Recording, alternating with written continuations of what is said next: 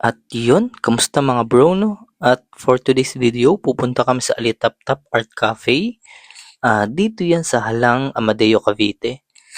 At yun, no, bali nagplan kami dito mag-lunch date ng asawa ko dahil yun nga, kakatapos lang ng birthday niya last January 2. So yun, tara, samahan nyo kami dito.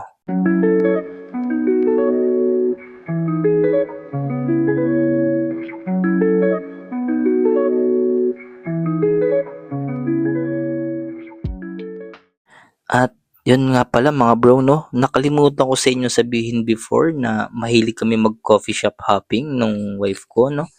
So yung mga coffee shop dito na medyo tago sa Cavite, pinupuntahan namin siya, tinitikman namin yung mga kape nila, no, and pastries, no. Kasi yun, meron kasi kaming coffee shop before. So nagta-try din kami ng ibang coffee para malaman, no, kung ano yung lasa ng kape nila. So yun lang. At balik tayo mga bro, no, dito sa Alitap-Tap Art Cafe. And yun, as you can see, no, sa hallway pa lang nila, marami ka na makikita talaga. At kung art and nature trip yung hanap ng coffee shop vibes, no, I think swak sa inyo to, no. Kasi napapalibutan siya ng mga puno at halaman, no. Kita nyo naman sa video.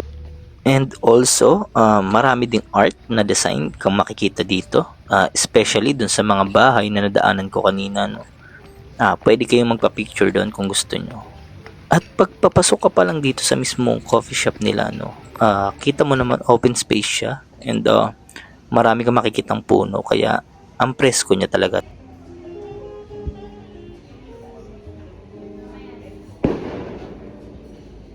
At pagdating naman sa drinks and food, no, I think okay din naman siya, no.